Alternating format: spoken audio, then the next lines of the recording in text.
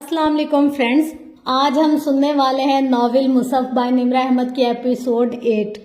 तो फ्रेंड्स, अब जो हमारा नॉवेल है ना, ये बहुत अच्छे सी जगह पर आ गया। मतलब हमने जो लास्ट एपिसोड में सुना कि हमारी महमल का एक्सीडेंट हो गया था और वो बहुत सालों के लिए कामा में चली गई। उसका हस्बैंड उसको निगलेक्ट करता है, उसका बच्चा उससे मुतनफिर हो जाता है और सब रिश्तों में छोड़कर सिर्फ एक उसकी बहन फरिश्ते उसके साथ रहती है, उसका ख्याल करती है, उससे प्यार करती है, उसकी केयर करती है। तो अब देखते हैं कि आगे क्या होगा। मतलब बहुत मज़े का और इंटरेस्टिंग नॉवेल है। इसमें मतलब हर एपिसोड में हमें कुछ नया, कुछ अलग और कुछ बहुत अनहोना सा सुनने को मिलता है। यानी कि मैं तो पढ़ रही हूँ और आप लोग सुन रहे हैं। तो चलें बिस्मिल्लाह कर आज की एपिसोड भी स्टार्ट करते, देखते हैं आज हमारे लिए क्या धमाके होते हैं। तो रेडी सेट गो। हुमायूं का घर, महमल का घर, हुमायूं और महमल का घर वो वैसा ही था जैसा वो छोड़ कर गई थी। खूबसूरती से आरास था, कोना कोना चमकता हुआ फानूस की रोशनियां, जगर जगर करती बत्तियां, कीमती पर्दे, ये सब पहले भी इसके घर में था, अब भी था, मगर रंग बदल गए थे। लाउंज के सोफे, पर्दे, यहाँ तक के गमले भी बदल गए थे। चीजें रखी गो तरतीब में थी, मगर इनका रंग पहले जैसा न था। हर शय नई थी, जैसे हुमायूं था अपनी जगह पर वैसे ही मौजूद, मगर फिर भी बदल चुका था। कैसा लगा तुम्हें अपना घर? इसकी व्हील चेयर पीछे से धकेलती फरिश्ते खुश दिली से पूछ रही थी। वो गुमसुम सी खाली खाली आंखों से दर दीवार को देखे गई।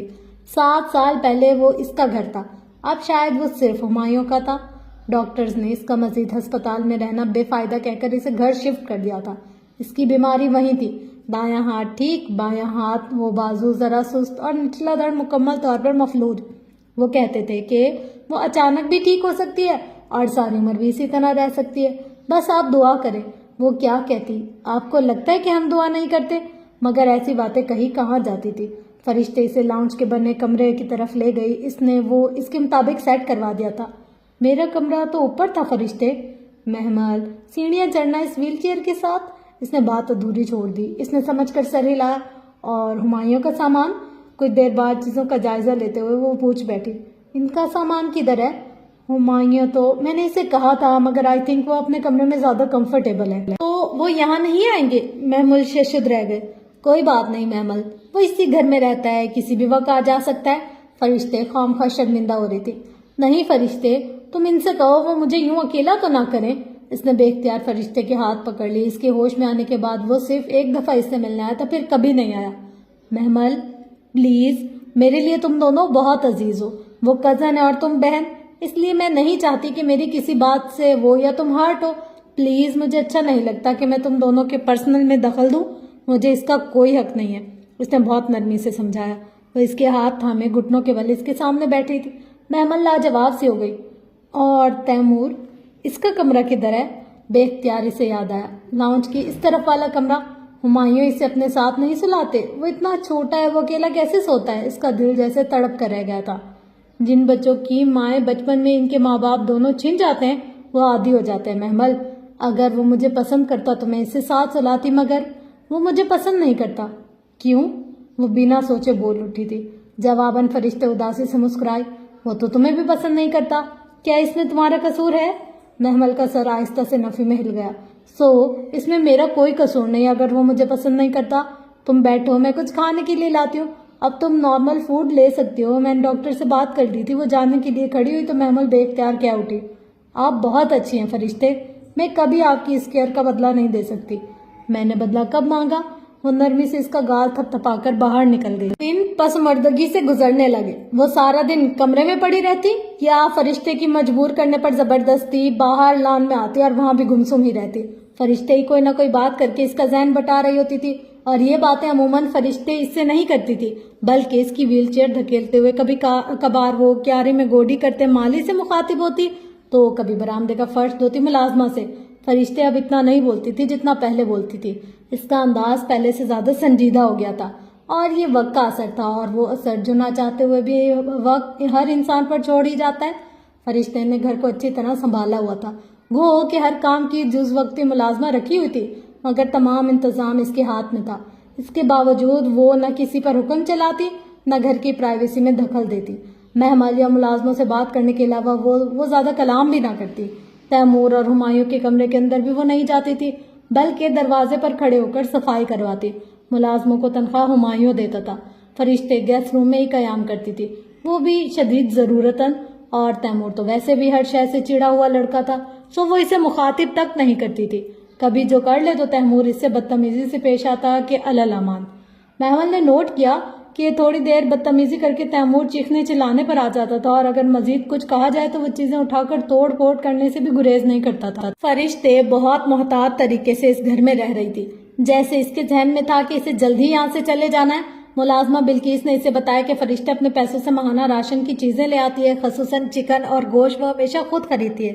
جب ہمایوں کو پتہ چلا اور اس نے اسے روکنا چاہا تو فرشتے نے صاف کہہ دیا کہ اگر اس نے اسے روکا تو وہ واپس اسکاٹ لینڈ چلی جائے گی. نتیجتاً ہمایوں خاموش ہو گیا. صاف ظاہر تھا کہ وہ ان پر بوجھ نہیں بننا چاہتی، اور شاید اس کے ذہن میں بھی ہوگا کہ کہیں کوئی اسے مفت خورا نہ سمجھے. اپنی عزت نفس اور وقار کو اس نے ہمیشہ قائم رکھا ہوا تھا. محمل خود کو اس کا زیر بار محسوس کرنے لگی تھی. ہمایوں سے اس کی ملاقات نہ ہونے کے برابر ہوتی. وہ کبھی دوپہر میں گھر آتا اور کبھی رات کو. کھانا وہ اپنے کمرے میں کھاتا اور پھر وہیں رہتا. اکثر بہت رات گئے تک گھر آتا. وہ انتظار میں لاؤنج میں ویل چیئر پر بیٹھی ہوتی. وہ آتا، سرسری سا حال پوچھتا اور اوپر سیڑھیاں چڑھتا، اور وہ اس کی پشت کو نم آنکھوں سے دیکھتی رہ جاتی. تیمور دوپہر میں اسکول سے آتا تھا. وہ کھانا ڈائننگ ٹیبل پر اکیلے کھاتا. اگر محمل ادھر بیٹھے ادھر دیکھتا تو فوراً واپس چلا جاتا. نتیجتاً بلقیس اسے اس کے کمرے میں کھانا دے آتی تھی. وہ جنک فوڈ کھاتا تھا. برگر پیٹیز کے ڈبوں سے فریزر اور فرینچ فرائز کے لیے آلوؤں سے سبزی والی ٹوکری بھری رہتی تھی. کھانے پینے کا وہ بہت شوقین نہ تھا. اسکول سے لائے چپس کے پیکٹ اور چاکلیٹس عموماً کھاتا نظر آتا تھا. شام کو ٹی وی لاؤنج میں کارٹون لگائے بیٹھا رہتا. اگر محمل کو آتے دیکھتا تو اٹھ کر چلا جاتا. وہ جان ہی نہ پا رہی تھی کہ وہ اتنا ناراض کس بات پر ہے. آخر اس نے کیا ہی کیا ہے. اس گھر کے وہ 3 مکین اجنبیوں کی طرح رہ رہے تھے، اور اب وہ چوتھی اجنبی ان کی اجنبیت بٹانے کو آ گئی. فرشتے شام میں شاید مسجد جاتی تھی. وہ غالباً اب شام میں کلاسز لے رہی تھی. محمل نے ایک دفعہ پوچھا تو وہ اداسی سے مسکرا دی. صبح کی کلاسز لینا اسپتال کی وجہ سے ممکن نہ تھا. مختصراً بتا کر وہ حجاب درست کرتی باہر نکل گئی. محمل کا بہت خیال رکھتی تھی. اس کی دوا، مساج، مفلوج اعضاء کی ایکسرسائز، تھراپسٹ کے ساتھ ساتھ اس پر محنت کرنا، پھر غذا کا خیال. وہ ان تھک لگی رہتی تھی، بلا کسی اجر کی تمنا کیے یا احسان جتائے. اس شام بھی فرشتے مسجد گئی ہوئی تھی. جب سیاہ بادل آسمان پر چھانے لگے. ہمایوں تو کبھی بھی شام میں گھر نہیں ہوتا تھا. تیمور جانے کہاں تھا. وہ اپنے کمرے کی کھڑکی سے باہر منظر دیکھ رہی تھی. دیکھتے ہی دیکھتے دن میں رات کا سما بن گیا. بادل زور سے گرجنے لگے. موٹی موٹی بوندیں ٹپ ٹپ گرنے لگی. بجلی کڑکتی تو ایک لمحے کو خوفناک سی روشنی بھی کٹ جاتی. اسے بارش سے پہلے کبھی ڈر نہیں لگا تھا، مگر آج لگ رہا تھا. ہمایوں نہیں تھا، فرشتے بھی نہیں تھی. اسے لگا وہ بہت اکیلی ہے، تنہا ہے. بجلی بار بار کڑک رہی تھی، ساتھ ہی اس کی دھڑکن بھی تیز ہو گئی تھی. بے اختیار اسے پسینہ آنے لگا. کیا کرے، کسے بلائے. وہ تیزی سے ویل چیئر کے پہیے دونوں ہاتھوں سے چلاتی لاؤنج میں آئی. فون ایک طرف تپائی پر دھرا تھا. اس کے ساتھ ایک چٹ بھی تھی جس پر ہمایوں اور فرشتے کے نمبر لکھے تھے.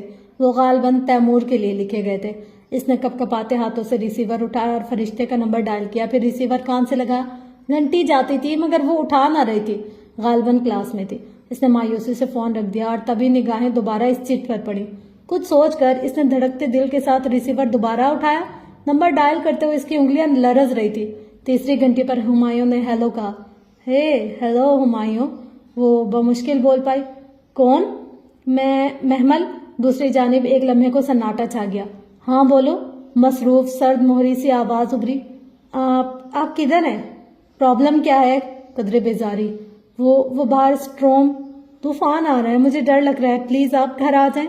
اس کا گلا روند گیا، آنکھیں ڈبڈبا گئی. اوہو، میں میٹنگ میں بیٹھا ہوں، ابھی کہاں سے آ جاؤں؟ مجھے نہیں پتا، پلیز آ جائیں جیسے بھی ہو. باہر طوفان کا شور بڑھا تھا اور ساتھ ہی اس کے آنسوؤں میں شدت آ گئی. میں نہیں آ سکتا، فرشتے یا کسی ملازم کو بلا لو. وہ جھلایا تھا. فرشتے گھر پر نہیں ہیں، آپ آ جائیں ہمایوں پلیز. کیا بکواس ہے. اگر تمہیں لگتا ہے کہ تم معذوری کا ڈرامہ رچا کر میری ہمدردی حاصل کر سکتی ہے تو اس خیال کو دل سے نکال دو اور مجھے میری زندگی جینے دو. خدا کے لیے اب میرا پیچھا چھوڑ دو. وہ ٹھک سے فون بند کر گیا. وہ سکتے کے عالم میں ریسیور ہاتھ میں لیے سن سی بیٹھی رہ گئی. کتنے لمحے گزرے، کتنے بادل گرجے، کتنی بجلی چمکی، کتنے قطرے برسے. وہ ہر شے سے غافل تھی. بنا پلک جھپکے شل سی بیٹھی تھی. لب ات کھلے، آنکھیں پھٹی پھٹی اور ہاتھ میں پکڑا ریسیور کان سے لگائے. وہ کوئی مجسمہ تھا جو ٹیلی فون اسٹینڈ کے ساتھ اس ویل چیئر پر بے حس و حرکت پڑا تھا. پھر کتنی دیر بعد ریسیور اس کے ہاتھ سے پھسلا اور نیچے لڑک گیا۔ اس کے زمین سے ٹکرانے کی آواز پر بے اختیار اس نے پلکیں جھپکی اور آن کے آن اس کی آنکھوں سے آنسوؤں سے لبریز ہو گئی۔ اس کی ہچکی بن گئی اور پورا وجود لرز رہا تھا۔ وہ بچوں کی طرح بلک بلک کر رو رہی تھی۔ ہمایوں نے اسے وہ سب کہا تھا اتنے غصے اور بیزاری سے جیسے وہ اس سے اکتا چکا ہو۔ ہاں وہ مرد تھا، وجیہہ شاندار سا مرد۔ کب تک ایک کومے میں بے ہوش پڑی نیم مردہ بیوی کی پٹی سے لگا رہتا؟ اس کو اب محمل کی ضرورت نہ تھی۔ اسے اب محمل کے وجود سے بھی اکتاہٹ ہوتی تھی۔ شاید وہ اب اس سے شادی کرنے پر پچھتا رہا تھا، اپنی وقتی جذباتیت پر نادم تھا۔ دفتناہٹ پر اس نے آنکھیں کھولی۔ تیمور سامنے صوفے پر اسی طرح اکڑ کر اسے دیکھ رہا تھا، چپتی خاموش نگاہیں جن میں عجیب سا تنفر تھا۔ تیمور، اس کی زخمی مامتا بلبلائی، ادھر میرے پاس آؤ بیٹا۔ اس نے دونوں ہاتھ پھیلائے، شاید وہ اس کے گلے سے لگ جائے، شاید کہ ہمایوں کے رویے کی تپش کچھ کم ہو۔ آئی ہیٹ یو، وہ تڑک کر بولا اور اسے دیکھتے ہوئے 2 قدم پیچھے ہٹا۔ ہمایوں کے الفاظ کیا کم تھے جو اوپر سے 7 سال لڑکے کے انداز اس کی روح تک چھلنی کر گیا۔ یعنی کیا کیا ہے تیمور؟ تم ایسے کیوں کر رہے ہو میرے ساتھ؟ کیوں ناراض ہو مجھ سے؟ You left me when I needed you. آپ نے مجھے اس وقت چھوڑ دیا جب مجھے آپ کی ضرورت تھی۔ وہ زور سے چیخا تھا۔ I hate you for everything. وہ مڑ کر بھاگتا ہوا اپنے کمرے میں چلا گیا۔ لمحے بھر بعد اس نے زوردار آواز سے تیمور کے کمرے کے دروازے کو بند ہوتے سنا۔ کیا تمہیں چھوڑنے میں میرا اپنا اختیار تھا تیمور؟ تم اتنی سی بات پر مجھ سے ناراض نہیں ہو سکتے؟ شاید تمہارے باپ نے تمہیں مجھ سے بدظن کیا ہے۔ وہ دکھی دل سے سوچتے واپس کمرے تک آئی۔ اس کے ریپل بیڈ کی سائڈ ٹیبل پر سفید کور والا قرآن رکھا تھا۔ اس نے آہستہ سے اسے اٹھایا اور دونوں ہاتھوں میں تھامے اپنے سامنے کیا۔ سفید کور پر مدھم سا میٹھا میٹھا سا میم لکھا تھا۔ جانے اس نے کیوں اور کب ادھر لکھا تھا؟ وہ کوشش کے باوجود یاد نہ کر پائی۔ پھر سر جھٹک کر اسے وہاں سے کھولا جہاں سے فجر کے بعد تلاوت چھوڑ رہی تھی۔ اس نے وہ آیت دیکھی جہاں بک مارک لگا تھا، پھر تعوذ و تسمیہ پڑھ کر اگلی آیت سے پڑھنا شروع کیا۔ ہم جانتے ہیں کہ تمہیں ان کی بات غمگین کرتی ہے۔ اس نے بے یقینی سے اس آیت کو دیکھا۔ ہم جانتے ہیں کہ تمہیں ان کی بات غمگین کرتی ہے، پس بے شک وہ تمہیں نہیں جھٹلاتے، بلکہ وہ ظالم تو اللہ کی نشانیوں کا انکار کرتے ہیں۔ اس نے پھر سے پڑھا اور پھر دم بخود سی ہو کر ایک ایک حرف کو انگلی سے چھونے لگی۔ کیا وہ واقعی ادھر لکھا تھا؟ اوہ اللہ تعالیٰ! اس کے آنسو پھر سے گرنے لگے تھے۔ آپ کو ہمیشہ پتہ چل جاتا ہے۔ میں کبھی بھی آپ سے کچھ نہیں چھپا سکتی۔ وہ بری طرح رو دی تھی۔ اب کی بار یہ دکھ کے آنسو نہ تھے بلکہ خوشی کے تھے، سکون کے تھے، رضا کے تھے۔ اگر آپ مجھ سے یوں ہی بات کرتے رہے تو پھر مجھے جس حال میں بھی رکھیں میں راضی، میں راضی، میں راضی۔ اس نے چہرہ اٹھایا اور ہتھیلی کی پوچھ سے آنسو صاف کیے۔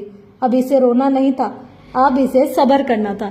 طائف کے پتھر دراصل اب لگنے شروع ہوئے تھے۔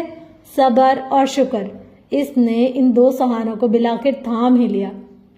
شام بہت سہانی سی اتری تھی۔ کالونی کی صاف ستھری سڑک کے اطراف سبز درختوں کے تازہ پتوں کی مہک ٹھنڈی ہوا سے ہر سو بکھر گئی تھی۔ بلقیس اس کی ویل چیئر دھکیلتی سڑک کے کنارے آگے بڑھ رہی تھی۔ وہ ساتھ ساتھ ادھر ادھر کی چھوٹی موٹی باتیں بھی کر رہی تھی، مگر محمل کا دھیان کہیں اور تھا۔ وہ گم سم سی دور افق کو دیکھ رہی تھی جہاں پرندوں کے غول اڑ رہے تھے۔ اس روز کے طوفان کے بعد موسم بہت ٹھنڈا ہو گیا تھا اور اس ٹھنڈی ہوا میں باہر نکلنا بہت اچھا لگ رہا تھا۔ بلقیس اس کی ویل چیئر دھکیلتی دور پارک تک لے آئی۔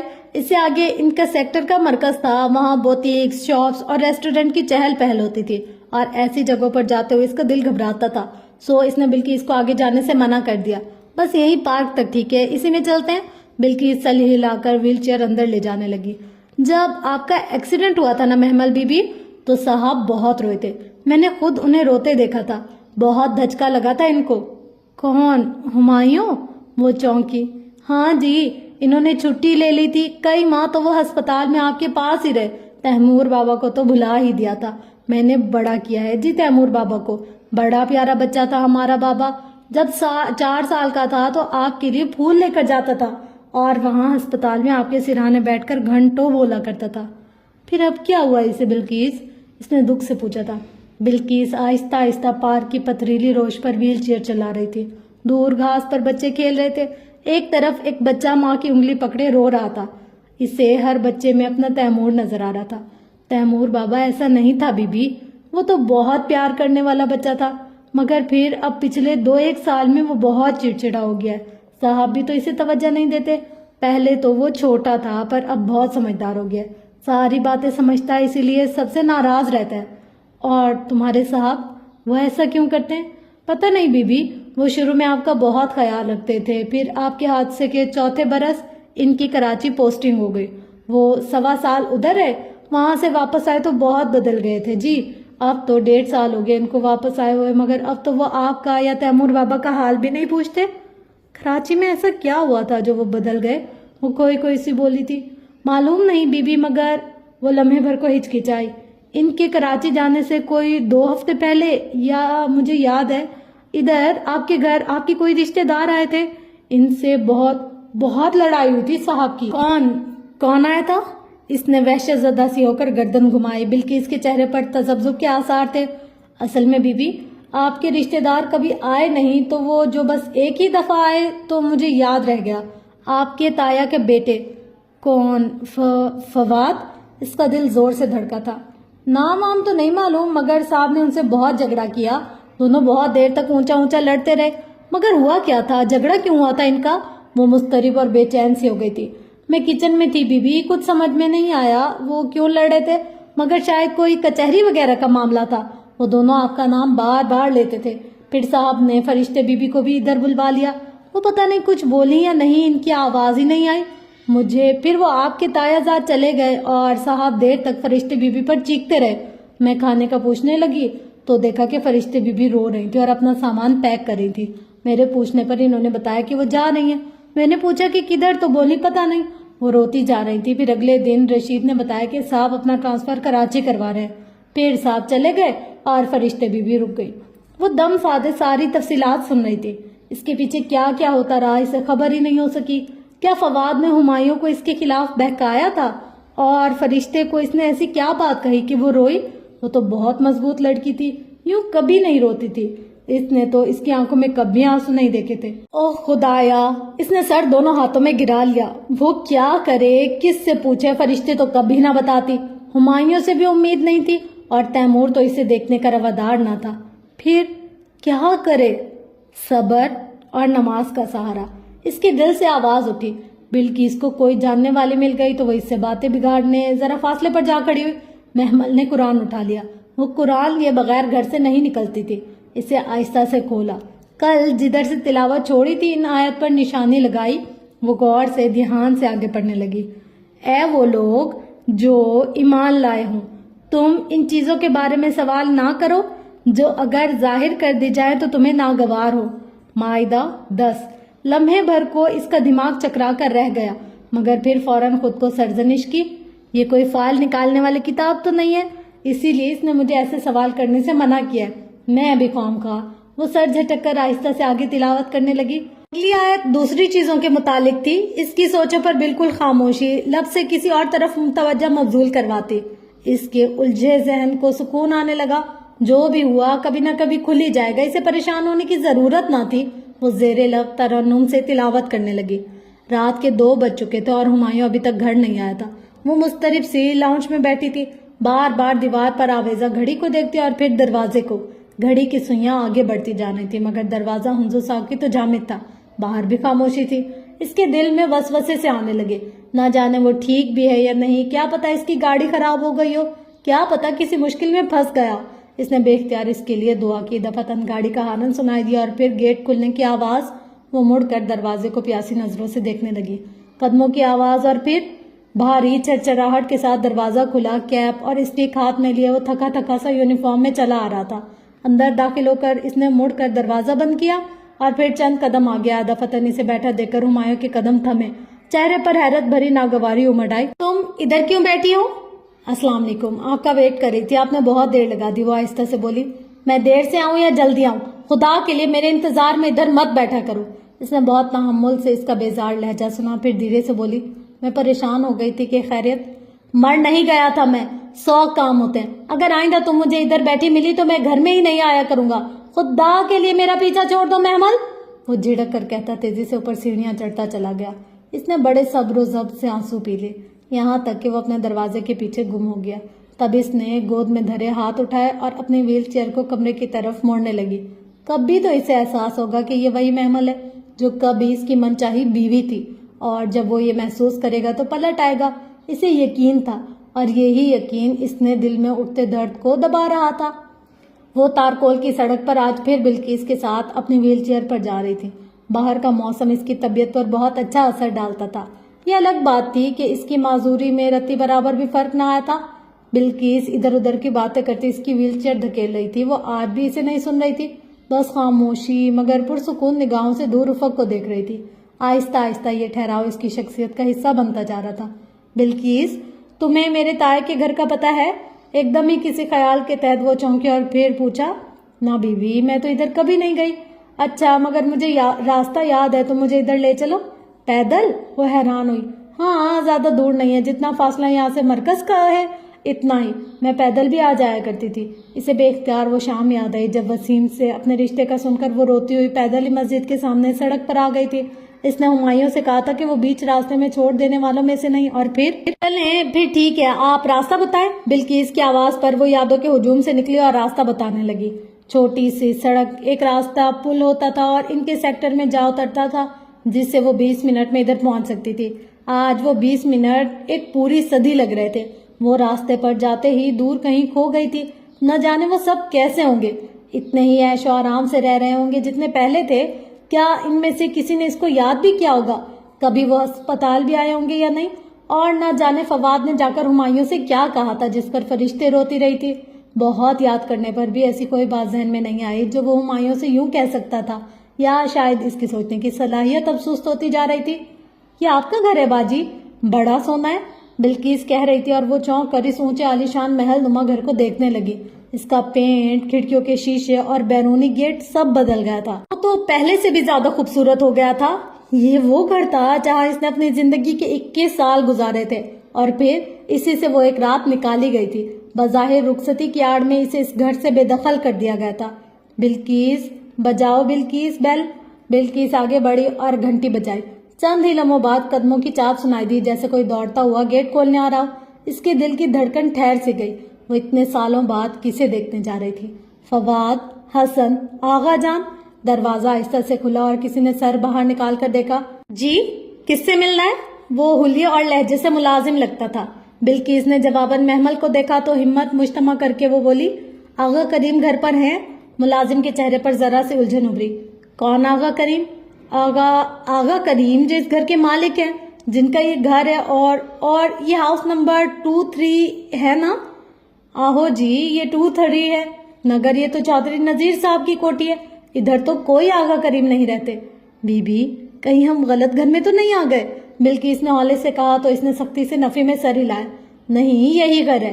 آغا کریم 7 سال پہلے ادھر ہی رہتے تھے۔ 7 سال تو بڑا لمبا عرصہ ہوتا ہے میڈم جی، خدا جانے وہ اب کدھر ہوں گے۔ اچھا، آپ ٹھہرو، میں بیگم صاحبہ سے پوچھ کر آتا ہوں۔ وہ انہیں وہیں چھوڑ کر اندر چلا گیا۔ چند لمحوں بعد اس کی واپسی ایک نوجوان کے ہمراہ ہوئی۔ جی فرمائیے۔ وہ 20-21 برس کا مہذب اور شائستہ سا نوجوان تھا۔ وہ ادھر آغا کریم اور ان کی فیملی رہتی تھی، وہ لوگ کدھر ہیں؟ میم، ہم 2 سال سے ادھر رہ رہے ہیں۔ 2 سال پہلے ہم نے ایک شخص عامر صاحب سے یہ گھر خریدا تھا۔ ہو سکتا ہے ان کو آغا کریم نہیں بیچا ہو، مگر میں ان کے بارے میں قطعی لا علم ہوں۔ آغا جان نے یہ گھر بیچ دیا؟ مگر کیوں؟ وہ شاکڈ سی رہ گئی۔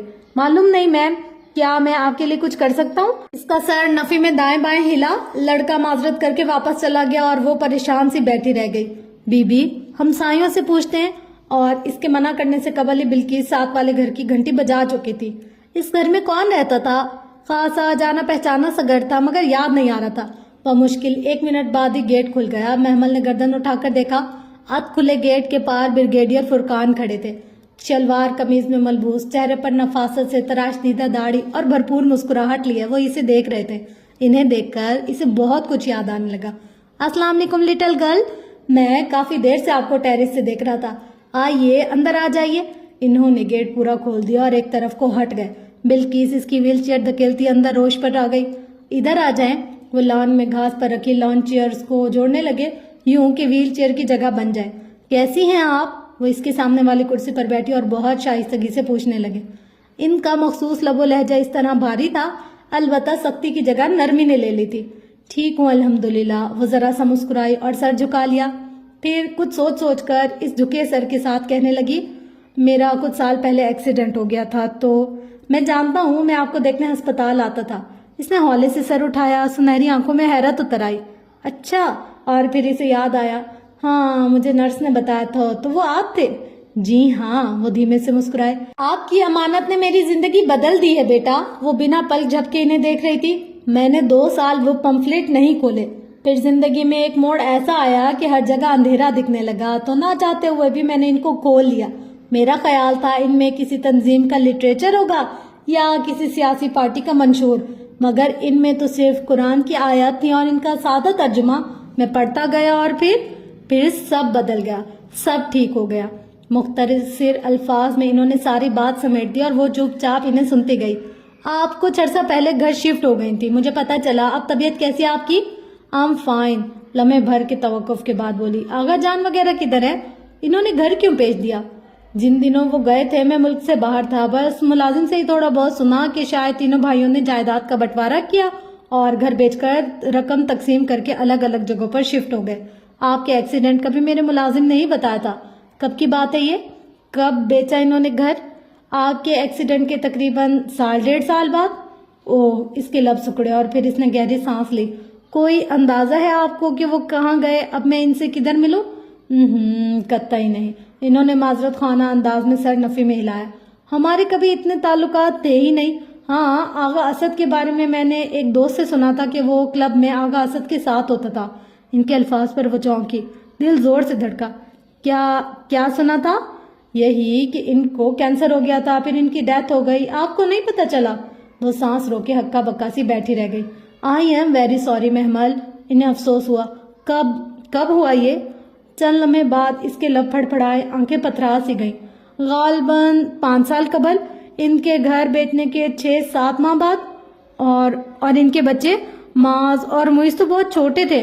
معلوم نہیں، یتیم بچے تو پھر مجبوراً رشتہ داروں کے تسلط میں ہی رہتے ہیں، اللہ ان پر رحم کرے۔ اور وہ لفظ یتیم بچے محمل کے دل میں کھپ گیا۔ بہت پہلے پڑھی گئی ایک آیت ذہن میں گونجی، ان لوگوں کو اس بات سے ڈرنا چاہیے کہ اگر وہ اپنے پیچھے کمزور یتیم اولادیں چھوڑ جاتے۔ نساء آیت 9۔ یتیم بچے؟ اسد چچا کے بچے یتیم ہو گئے؟ آرزو، معاذ، معیز، وہ ابھی تک بے یقین تھی۔ اور پھر کب وہ بریگیڈیئر فرقان کو خدا حافظ کہہ کر بلقیس کے ہمراہ باہر آئے، اسے کچھ پتہ نہ چلا۔ دل و دماغ بس ایک ہی نقطے پر منجمد ہو گئے تھے، اسد چچا کے بچے یتیم ہو گئے۔ بے اختیار اسے اس لاؤنج کا وہ منظر یاد آیا، صوفے پر گری محمل اور اس کو تھپڑوں اور جوتوں سے مارتے اسد چچا اور غفران چچا۔ غفران چچا نہ جانے وہ کہاں گئے، اور آغا جان سب کدھر چلے گئے؟ وہ ان لوگوں کو کدھر ڈھونڈے؟ مگر وہ ان کو کیوں ڈھونڈنا چاہتی تھی؟ اس نے خود سے پوچھا، کیا وہ یہ دیکھنا چاہتی تھی کہ ان کو ان کے کیے کی سزا ملی یا نہیں، کہ آخر یہ قانون فطرت ہے، یا وہ ان خونی رشتوں کی محبت میں ان کو یاد کر رہی تھی؟ شاید خون کی محبت غالب آ گئی تھی، یا شاید اپنے سب سے قریبی رشتوں، شوہر اور بیٹے کے ٹکرائے جانے کے بعد اسے کسی رشتے کی ضرورت تھی۔ ہاں، شاید یہ بات تھی۔ وہ انہی سوچوں میں الجھی گھر واپس آئی تھی۔ سارے میں فجر اتر رہی تھی جب وہ ویل چیئر کو خود گھسیٹتی کھینچتی لان میں آئی۔ شبنم کے قطرے گھاس پر بکھرے تھے، دور کہیں پرندوں کی حمد کی آواز سنائی دے رہی تھی، مختلف بولیاں، مگر ایک ہی بات انسانوں کی سمجھ میں نہ آئی۔ وہ اور بات ہے۔ تبھی وہ آہستہ آہستہ ویل چیئر چلاتی دیوار کے ساتھ آگے بڑھنے لگی۔ دیوار کے اس پار مسجد کی عمارت تھی۔ صبح کے وقت مسجد کے سین میں بچوں کی ناظرہ کلاس ہوتی تھی، وہاں بچے بلند آواز میں قرآن پڑھا کرتے تھے۔ ان کی تجوید کی ہلکی آواز ان کے لان میں بھی سنائی دیتی تھی۔ وہ آج صبح بھی آ رہی تھی۔ وہ وہیں دیوار کے ساتھ ویل چیئر روکے کان لگا کر سننے لگی۔ وہ سب مل کر بلند آواز سے پڑھے تھے۔ ترجمہ: اور داخل ہو جاؤ دروازے سے سجدہ کرتے ہو اور کہو حطۃ، ہم تمہارے گناہ بخش دیں گے اور ان قریب ہم احسان کرنے والوں کو زیادہ دیں گے۔ آج اس نے بہت عرصے بعد وہ آیت سنی تھی۔ بے اختیار وہ گود میں رکھے قرآن کے صفحے پر لٹنے لگی۔ وہ بنی اسرائیل کے ہیکل میں داخل ہونے کا قصہ تھا، سورت بقرہ کی 58 آیت، جب انہوں نے حطۃ کے بجائے حنۃ کہا تھا۔ محمل کو کبھی یہ قصہ سمجھ میں نہیں آیا تھا، اب بھی وہ الجھ گئی تھی اور وہ صفحہ نکالا۔ اس میں اس نے کوئی خاص نوٹ نہیں لکھے تھے، شاید پرانے رجسٹر میں جو الگ سے تھے۔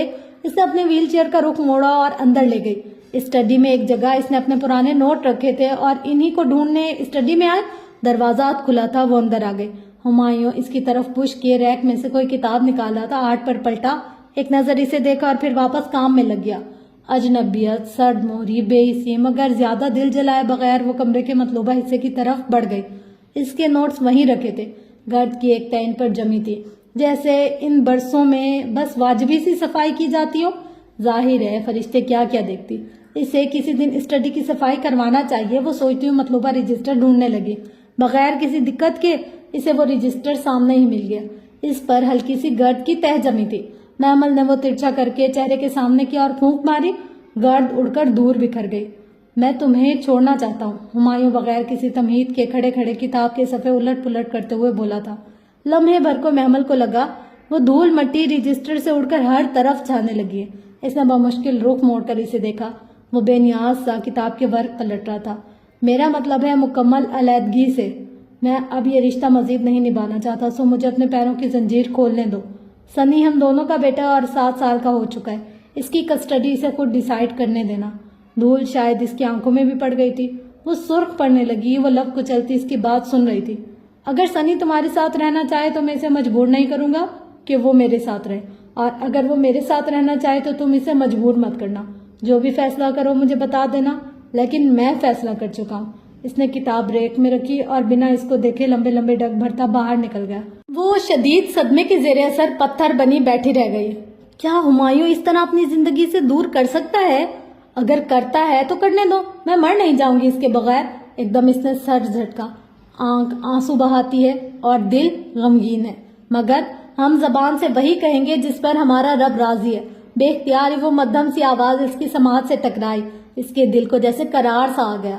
اس نے رجسٹر کھولا، نوٹس میں اس واقعے کے متعلق بس اتنا لکھا تھا کہ ہیکل میں داخلے سے قبل جب بنی اسرائیل کو کہا گیا کہ سواریوں پر جھکتے ہوئے عاجزی سے ہتتو یعنی بخشش کہتے ہوئے داخل ہو، تو وہ تمسخر اڑاتے ہوئے زبانیں مروڑ کر ہنتو کہتے ہوئے دروازے سے داخل ہوئے۔ ہنتو کا مطلب ہوتا ہے گند، اس سے آگے صفحہ ختم تھا۔ اس نے ذہن سے تمام سوچوں کو جھٹک کر ان الفاظ پر غور کیا اور پھر نئے سرے سے الجھ گئی۔ وہ واقعہ اسے بہت عجیب سا لگا تھا۔ بنی اسرائیل جیسی جینیس اور عقل مند قوم نے ایسا کیوں کیا؟ انہوں نے گند کس چیز کو کہا؟ جب ان کو سیدھے طریقے سے بتایا گیا تھا کہ وہ بخشش مانگے تو انہوں نے گند کیوں کہا؟ ایک طرف وہ اتنے ذہین تھے کہ ہتتو سے ملتا جلتا لفظ ڈھونڈ کر لائے، اور دوسری طرف اس لفظ کو کہنے کا مطلب ہی نہیں بنتا تھا۔ آخر کیوں انہوں نے صحیح لفظ نہ بولا؟ ہنتو کیوں کہا؟ وہ سمجھ نہ پائی اور پھر قرآن بند کر کے رکھ دیا۔ دل اتنا خالی تھا کہ تفسیر کھول کر تفصیل پڑھنے کو بھی نہیں چاہا۔ کانوں میں ابھی تک ہمایوں کے الفاظ گونج رہے تھے۔ ایک آنسو اس کی آنکھ سے نکلا اور رخسار پر پھسلتا چلا گیا۔ تجھے سال میں بھی رکھے میرے مالک، میں تجھ سے راضی ہوں۔ اور نہایت بے دردی سے اس نے ہتھیلی کی پوچھ سے آنسوؤں کو رگڑ ڈالا۔ تیمور تو اس کے چھوٹے چھوٹے لقمے لے رہا تھا۔ ڈائننگ ٹیبل پر اس کے علاوہ کوئی اور نہ تھا۔ وہ اپنی ویل چیئر گھسیٹتی ڈائننگ ہال میں آئی تو وہ آہٹ پر چونکا، لقمہ توڑتے چھوٹے چھوٹے ہاتھ رکے اور سر اٹھایا۔ محمل کو آتے دیکھ کر اس کے ماتھے پر بل پڑ گیا۔ اس نے توست کا بچہ ٹکڑا زور سے پلیٹ میں پھینکا اور کرسی پیچھے کو دھکیلی۔ بیٹھو تیمور، مجھے تم سے بات کرنا ہے۔ I didn't want to talk to you. میں آپ سے بات نہیں کرنا چاہتا۔ وہ کرسی دھکیل کر اٹھ کھڑا ہوا۔ مگر مجھے کرنا ہے، اور یہ تمہارے ڈیڈ کا میسج ہے، میرا نہیں۔ واٹ؟ وہ لمحے بھر کو رکا، ماتھے پر بل اور بھویں تنی۔ شاید میں اس گھر سے چلی جاؤں، شاید اب ہم ساتھ نہ رہیں، میں اور تمہارے ڈیڈ۔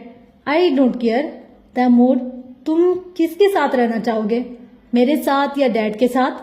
وہ جانتی تھی کہ تیمور کا جواب کم از کم اس کے حق میں نہیں ہوگا، پھر بھی پوچھ لیا۔ کسی کے بھی ساتھ نہیں۔ اس نے بیزاری سے شانے اچکائے۔ مگر بیٹا، آپ کو کسی کے ساتھ تو رہنا ہی ہوگا۔ میں آپ کا نوکر ہوں جو کسی کے ساتھ رہوں؟ Just leave me alone. وہ ایک دم زور سے چیخا تھا اور پھر کرسی کو ٹھوکر مارتا اندر چلا گیا۔ وہ تعصب سے اسے دور جاتے دیکھتی رہی۔ یہ تلخ لہجہ، یہ بد مزاجی، یہ اندر بھرا زہر، یہ کس نے تیمور کے اندر ڈالا تھا؟ اور اس سے پہلے تو وہ اس کے باپ کو مورد الزام ٹھہراتی تھی۔ ایک منظر سا اس کی نگاہوں کے سامنے بننے لگا۔ جینز کرتے میں ملبوس اونچی پونی ٹیل والی ایک لڑکی چہرے پر ڈھیروں بیزاری سجائے چلا رہی تھی، میں آپ کے باپ کی نوکر ہوں جو یہ کروں؟ اس کے مخاطب بہت سے چہرے تھے، کبھی تائی مہتاب، کبھی مسرت، کبھی کزنز، تو کبھی کوئی چچا۔ اسے وہ منہ پھٹ بد مزاج اور تلخ لڑکی یاد آئی اور اس کا رواں رواں کانپ اٹھا۔ ہاں، جو اپنے بڑوں سے جیسا کرتا ہے اس کے چھوٹے بھی اس کے ساتھ ویسا ہی کرتے ہیں۔ کوئی اس کے اندر بولا تھا۔ راستہ ایک ہی ہے، اس پر انسان ایک وقت تک چلتا ہے اور پھر آخر وہ واپس اپنے قدموں کے نشانوں پر لوٹتا ہے۔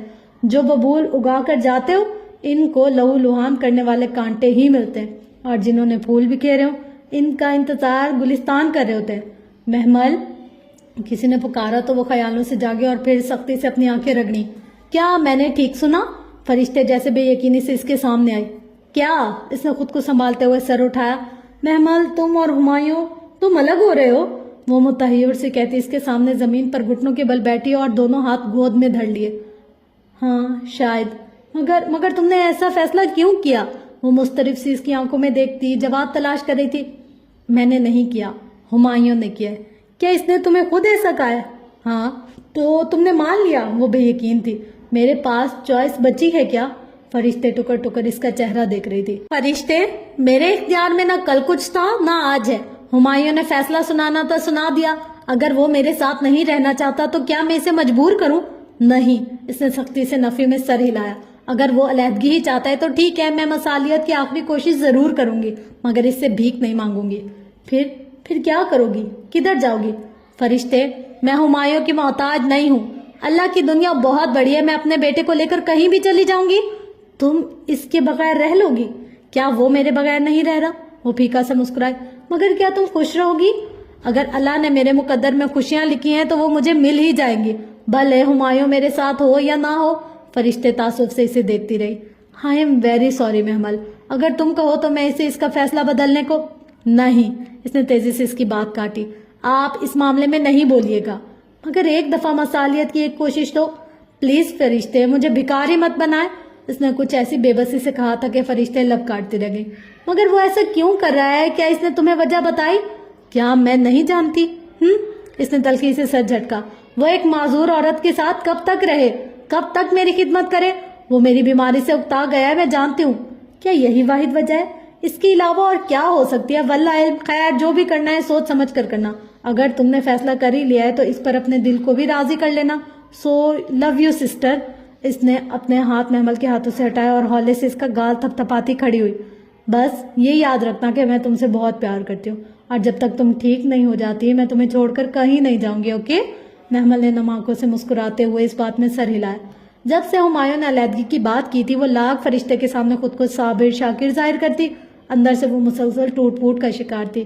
اس کی یادداشت میں ہمایوں کے ساتھ بیتا ایک ہی سال تھا، باقی ماہوں سال ذہن کے پردے سے اترے بغیر سرک گئے تھے، اور وہ ایک سال جو اس نے اس گھر میں محبتوں اور چاہتوں کے بیچ گزارا تھا، جب وہ دونوں گھنٹوں باتیں کرتے، وہ کینڈل لائٹ ڈنر، وہ لانگ ڈرائیو، وہ روز ہمایوں کے لیے تیار ہونا، وہ ٹیرس پر جا کر رات کو باتیں کرنا، وہ ایک ساتھ کی گئی شاپنگ، ہر شے اس کی یادداشت پر کسی فلم کی طرح گزرتی تھی، اور ہر یاد اس کے دل پر مزید آنسو گراتی جاتی تھی۔ اور اگر تیمور بھی اس کے ساتھ نہ رہا تب وہ کیا کرے گی؟ کدھر جائے گی؟ اگر ہمایوں نے اسے گھر سے نکال دیا تو وہ کہاں رہے گی؟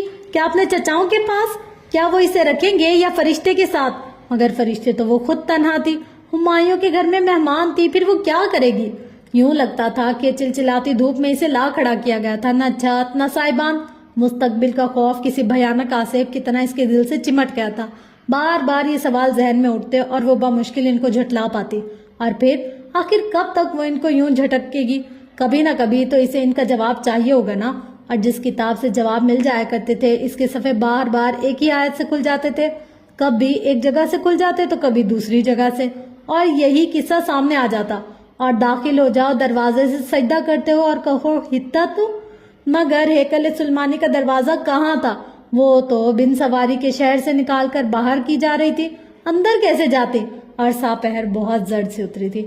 بلقیس نے اسے بیڈ سے ویل چیئر پر بٹھایا اور باہر لے آئی۔ تیمور لاؤنج میں صوفے پر کتابیں پھیلائے بیٹھا تھا، اسے آتے دیکھ کر ایک خاموش نظر اس پر ڈالی اور پھر نگاہیں کتاب پر جما دی۔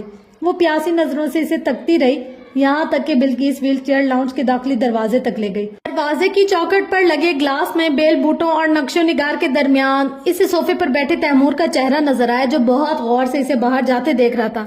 بلقیس ویل چیئر لان میں لے آئی، تازہ ہوا کا جھونکا چہرے سے ٹکرایا تو بھورے بال پیچھے کو اڑنے لگے۔ اس نے آنکھیں موند کر لمحے بھر کو موسم کی تازگی اپنے اندر اتارنا چاہی، تبھی دیوار کے اس پار سے مدھم مدھم سی بنبناہٹ میں سماعت میں اتری، اور قسم ہے رات کی جب وہ چھا جاتی ہے۔ اس نے چونک کر آنکھیں کھولی، इसे घर आए महीने होने को आया था, मगर वो कभी मस्जिद नहीं गई थी। न जाने क्यों। बिल्किस, मुझे मस्जिद ले चलो। एकदम से इसका दिल मचल गया।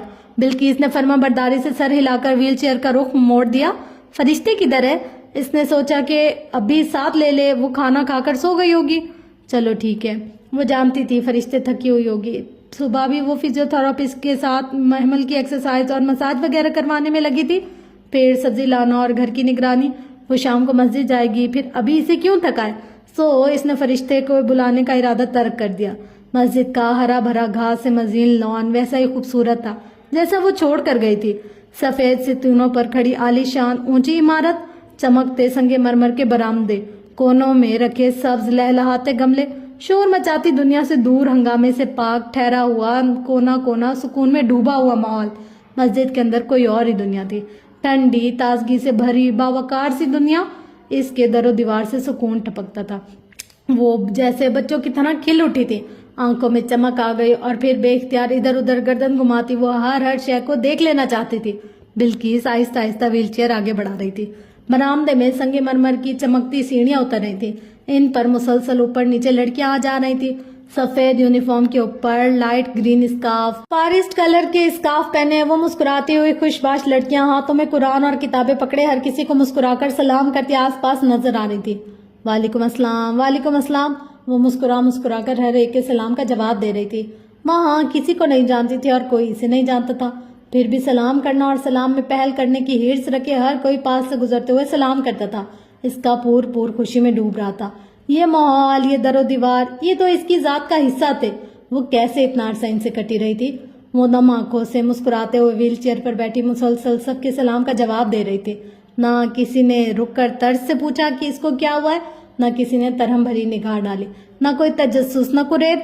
वो कोने में व्हीलचेयर पर बैठी सारी चहल पहल देख रही थी।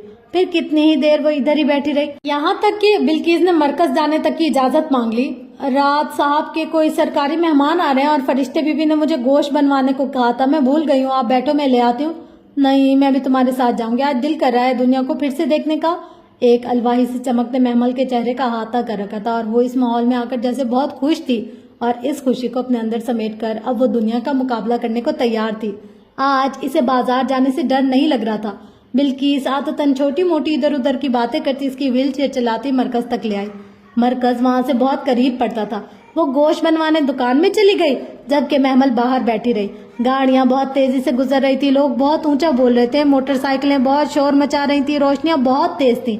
जरा सी देर में सारा सुकून हवा हो गया। इसका दिल घबराने लगा। जल्दी करो बिल्किस। वो लिफाफे थामे दुकान से बाहर आई तो महमल सख्त उकता चुकी थी। बस ये सामने वाला प्लाजे में होटल है, तैमूर बाबा के लिए पिज्जा ले लूं वरना बाबा खाना नहीं खाएगा। बस बीबी 5 मिनट। वो तेज तेज व्हील चेयर धकेलती कह रही थी। महमल ने बेजारी और बेचैनी से सड़क को देखा। वो फराटे बढ़ती गाड़ियां इसे बहुत बुरी लग रही थी। ऐसे ही किसी गाड़ी ने कभी इसे टक्कर मारी थी।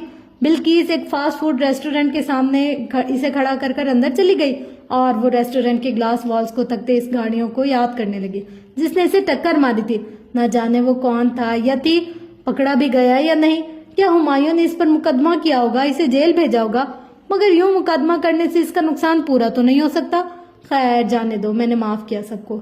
इसने सर झटका और फिर बेचैन और मुंतजिर निगाहों से रेस्टोरेंट की ग्लास वॉल को देखा। बिल्किस जाने कहाँ गुम हो गई। तो यूं ही बेजारी से निगाह इधर उधर घुमाती रही और वाकईतन बुरी तरह ठटकी। रेस्टोरेंट के ग्लास वॉल के इस तरफ का मंजर वाज़ेह था। कोने वाली मेज पर बैठा वो मुस्कुराते हुए वॉलेट खोलता हुमायूं ही था। वो यकटुक इसकी मुस्कुराहट को देखे गई। क्या इसे मुस्कुराना याद था? क्या इसे मुस्कुराना आता था? और तब इसकी नजर हुमायूं के मुकाबिल बैठी लड़की पर फिसली। शोल्डर कट बाल, स्लीवलेस शर्ट, दुपट्टा नदार, कमान की तरह पतली आईब्रोज। वो मुस्कुराते हुए कुछ कह रहे थे और हुमायूं सर झटक मुसलसल मुस्कुराए जा रहा था। इस लड़की को वो अच्छी तरह पहचानती थी। वो आरजू थी और वाकई वो आरजू ही थी। हुमायूं अब वॉलेट से चंद नोट निकालते हुए कुछ कह रहा था जबकि वो हंसते हुए नफी में सर हिला रही थी। दोनों के दरमियान बेतकल्लुफी वाज़ेह और आया थी। तो ये बात थी हुमायूं दाऊद, तुम्हें आरजू ही मिली थी? इसने गम से लब काटते हुए सर झटका। फरिश्ते ठीक कहती थी। यकीनन वजह कोई और थी। इसकी माजूरी का तो बहाना था। असल वजह तो वो पतली कमान सी आईब्रो वाली शातिर लड़की थी जो इसके शौहर के साथ सरेआम लंच कर रही थी। इसने कहा था वो हुमायूं को इससे छीन लेगी। इसने ठीक कहा था। محمل نے کرب سے سوچا۔ مغرب کی صدائیں بلند ہو رہی تھی جب بلقیس اس کی ویل چیئر دھکیلتی گھر کے گیٹ میں داخل ہوئی۔ اس کے سامنے ایک ہی منظر تھا، کونے کی ٹیبل پر بیٹھے ہنستے مسکراتے دو نفوس، ایک جانا پہچانا سا فرد اور ایک جانی پہچانی سی عورت۔ وہ اجڑی سی صورت لیے گمسم سی ویل چیئر پر بیٹھی تھی۔ بلقیس کب اسے کمرے تک لائی؟ اسے کچھ علم نہ تھا۔ کسی نے اس کا شانہ ہلایا تو وہ چونکی اور پھر گردن اٹھا کر سامنے دیکھا۔ فرشتے حیران سے اس کے سامنے کھڑی تھی، زرد شلوار قمیض میں ملبوس، دوپٹہ شانوں پر پھیلائے، اس نے گیلے بھورے بال سمیٹ کر دائیں شانے کو ڈالے۔ شاید ابھی وہ نہا کر آئی تھی۔ کدھر گم ہو محمل؟ کب سے تمہیں بلا رہی ہوں۔ وہ پنجوں کے بل اس کے سامنے کارپیٹ پر بیٹھی اور اس کے دونوں ہاتھ تھام لیے دائیں شانے پر پڑے اس کے گیلے بالوں سے پانی کے قطرے ٹپک کر دامن کو بھگو رہے تھے۔ آپ ٹھیک کہتی تھی فرشتے۔ وہ جیسے ہار گئی تھی۔ فرشتے کو لگا وہ رو رہی ہے، مگر اس کے آنسو باہر نہیں اندر گر رہے تھے۔ میں نے آج خود ان دونوں کو دیکھا۔ کن دونوں کو؟ وہ بری طرح چونکی۔ ہمایوں اور آرزو کو۔ آرزو؟ اسد انکل کی بیٹی آرزو؟ ہاں وہی۔ کیا اسد چچا کی ڈیتھ ہو گئی ہے؟ تم نے انہیں کدھر دیکھا؟ وہ اس کا سوال نظر انداز کر گئی۔ مرکز کے ایک ریسٹورینٹ پہ وہ دونوں لنچ کر رہے تھے یا شاید ہائی ٹی۔ فرشتے ہمایوں ہنس رہے تھے۔ میں تو سمجھی تھی کہ وہ ہنسنا ہی بھول گئے، مگر یہ بھی تو ہو سکتا ہے کہ پتہ نہیں۔ مگر وہ متذبذب سی تھی، کچھ کہتے کہتے رک گئی۔ مجھے پتا ہے وہ آرزو کی وجہ سے میرے ساتھ یوں کرے۔ اس نے کہا تھا کہ وہ ہمایوں کو مجھ سے چھین لے گی، اس نے یہ کر کے دکھایا۔ کیا وہ بھی اس کے گھر میں آئی ہے؟ ہاں وہ اکثر آتی رہتی ہے، مگر تمہارے گھر شفٹ ہو جانے کے بعد وہ کبھی نہیں آئی۔ واقعی؟ اسے بھی حیرت ہوئی اور غصہ بھی آیا۔ آخر وہ کس حیثیت سے آئی تھی اس کے گھر؟ آپ نے اسے نکالا کیوں نہیں؟ اندر کیوں آنے دیا؟ یہ میرا گھر نہیں ہے محمل، مجھے اس کا حق نہیں ہے۔ محمل چپ سی ہو گئی، اس کے پاس کہنے کو کچھ نہیں تھا۔ ہمایوں کے کچھ گیسٹ آنے ہیں کھانے پہ، ابھی پہنچنے والے ہوں گے، میں ذرا کچن دیکھ لوں۔ وہ اس کے ہاتھ سے ہاتھ نکال کر اٹھ کھڑی ہوئی، گیرے بال شانے سے پھسل کر کمر پر جا گرے۔ آپ بہت اچھی ہیں فرشتے، وہ کہے بغیر نہ رہ سکی۔ وہ تو مجھے پتا ہے۔ وہ نرمی سے مسکرائی اور زرد دوپٹے کا پلو سر پر ڈالا، پھر اچھی طرح چہرے کے گرد حصار سا بنا کر دایاں پلو بائیں کندھے پر ڈالا، یوں کہ بال اور کان چھپ گئے۔ تم آرام کرو۔ وہ باہر نکل گئے اور محمل وہیں اداس ویران سی بیٹھی رہ گئی۔ باہر سے چہل پہل کی مدھم مدھم آوازیں آ رہی تھی۔ کافی دیر بعد اس نے کھڑکی سے ہمایوں کی گاڑی کو آتے دیکھا۔ اس کے ہمراہ 2-3 معزز اشخاص بھی تھے۔ ہمایوں اسی لباس میں تھا جس میں ابھی شام میں آرزو کے ساتھ بیٹھا تھا۔ گویا وہ واقعی وہی تھا، یہ اس کا وہم نہ تھا۔ وہ حسرت و یاس سے کھڑکی سے لگی ان کو اندر آتے جاتے دیکھ رہی تھی۔ اس کے کمرے میں اندھیرا اتر آیا تھا، باہر روشنی تھی، باہر والے اسے نہیں دیکھ سکتے تھے، اور وہ باہر والا تو شاید اب کبھی بھی اسے نہ دیکھ سکے۔ اس کے پاس اب بہتر انتخاب تھا، جوان، اسٹائلش، زندگی سے بھرپور عورت۔ بے شک وہ محمل کی طرح خوبصورت نہ تھی، مگر اس کی تراش خراش کی گئی شکل اب محمل سے حسین لگتی تھی۔ کیا کبھی حالات بدلیں گے؟ کیا کبھی ہمایوں لوٹے گا؟ کیا کبھی اس کی معذوری ختم ہوگی؟ کیا کبھی تیمور اس کے پاس آئے گا؟ کیا یہ گھر اس کا رہ سکے گا؟ کیا وہ در بدر کر دی جائے گی؟ کیا وہ بے سہارا چھوڑ دی جائے گی؟ اندر کا خوف اور بے بسی آنسوں کی صورت میں آنکھوں سے نکل کر چہرے پر لڑکنے لگے۔ مستقبل ایک بھیانک سیاہ پردے کی مانند ہر طرف چھاتا دکھائی دے رہا تھا۔ اس نے کرد سے آنکھیں میچ لی۔ اللہ ہر چیز سے بڑا ہے جس سے میں ڈرتی ہوں اور خوف کھاتی ہوں۔ رسول اللہ صلی اللہ علیہ وسلم کی دعا کا وہ ایک کلمہ وہ بار بار زیر لب دہراتی تھی، یہاں تک کہ اندر کرب قدرے کم ہوا اور ذرا سا سکون آیا تو اس نے دعا کے لیے ہاتھ اٹھائے۔ اگر ان لوگوں نے مجھے چھوڑ ہی دینا ہے، نکال ہی دینا ہے، تو مجھے کسی بے قدرے کے حوالے مت کرنا میرے مالک۔ کوئی امید کا سرا دکھا دے، کوئی روشنی دکھا دے۔ وہ بنا لب ہلائے دعا کے لیے اٹھے ہاتھوں کو دیکھ رہی تھی، آنکھوں سے آنسو اسی طرح بہہ رہے تھے۔ پھر جب بہت رو چکی تو چہرہ پہنچا اور سائڈ ٹیبل پر رکھا اپنا سفید کور والا قرآن اٹھایا۔ اس کے فرنٹ کور پر میٹھا میٹھا سا میم اسی طرح لکھا تھا۔ اسے یاد نہ تھا کہ اس نے آخری دفعہ تلاوت کدھر چھوڑی تھی، پتہ نہیں نشان کہیں لگایا تھا یا نہیں۔ بس جہاں سے صفحہ کھلا اس نے پڑھنا شروع کر دیا۔ لاشعوری طور پر وہ اللہ سے رہنمائی چاہتی تھی، اور کس کی بات اس شخص کی بات سے زیادہ اچھی ہو سکتی ہے جو اللہ کی طرف بلائے اور اچھے عمل کرے اور کہے بے شک میں مسلمانوں میں سے ہوں۔ اس نے اگلی آیت پڑھی، اور بھلائی اور برائی برابر نہیں ہو سکتی، سو برائی کو اس طریقے سے دور کرو جو بہتر ہو، پھر دفتن وہ شخص جس کے اور تمہارے درمیان عداوت ہے یوں ہو جائے گا گویا کہ تمہارا حمیم، گہرا جانثار دوست۔ اس نے اچنبے سے ان آیت کو دیکھا۔ کیا اب بھی کوئی امید تھی کہ وہ شخص اس کا حمیم یعنی گہرا جانثار دوست بن سکتا تھا؟ اب تو کچھ باقی نہیں رہا تھا، سب ختم ہو گیا تھا۔ اس نے اس آیت کو دوبارہ پڑھا۔ بہت ہی عجب ماجرا تھا۔ آج وہ اپنے شوہر کو ایک دوسری عورت کے ساتھ خوش گپیاں کرتے ہوئے دیکھ آئی تھی۔ اپنے شوہر کو جو برملا اس سے علیحدگی اختیار کرنے کا کہہ چکا تھا، اس کا اپنا بچہ اس سے بدکتا تھا، اس سے نفرت کرتا تھا، اس کی بے انتہا پر امید رہنے والی بہن بھی آج خاموش تھی۔ آج اس نے بھی امید نہیں دلائی تھی کہ ہمایوں کا رویہ سب کے سامنے تھا۔ اس نے پھر سے پڑھا، پھر دفتن وہ شخص جس کے اور تمہارے درمیان عداوت ہے یوں ہو جائے گا گویا تمہارا حمیم ہو، اور اس خوبی کو ان لوگوں کے سوا کوئی نہیں حاصل کر سکتا جو بہت صبر کرتے ہیں، اور اس خوبی کو ان کے علاوہ کوئی نہیں حاصل کر سکتا جو بڑی قسمت والے ہوتے ہیں۔ میں اتنی صبر کرنے والی اور بڑی قسمت والی کہاں ہوں اللہ تعالیٰ؟ اس نے یاد سے سوچا، کیا وہ واقعی کبھی بھی ان عداوتوں کو پگھلا سکے گی؟ کیا اسے مایوس ہو جانا چاہیے؟ باہر سے چہل پہل کی آوازیں بدستور آ رہی تھی۔ محمل کے کمرے کے سامنے ڈرائننگ ہال تھا اور ڈائننگ روم بھی۔ اس نے قرآن بند کر کے شیلف پر رکھا اور ویل چیئر کو گھسیٹتی ہوئی کھڑکی کے پاس آئی۔ کداور کھڑکی کے شفاف شیشوں کے پار ڈوبتی شام کا منظر نمایاں تھا۔ دور اوپر کہیں آدھا چاند بادلوں سے جھانک رہا تھا، یہاں تک کہ شام ڈوب گئی اور چاندنی سے کھڑکی کے شیشے روشن ہو گئے۔ وہ اسی طرح اندھیرے میں ڈوبے کمرے میں بیٹھی گردن اٹھائے چاند کو دیکھتی رہی۔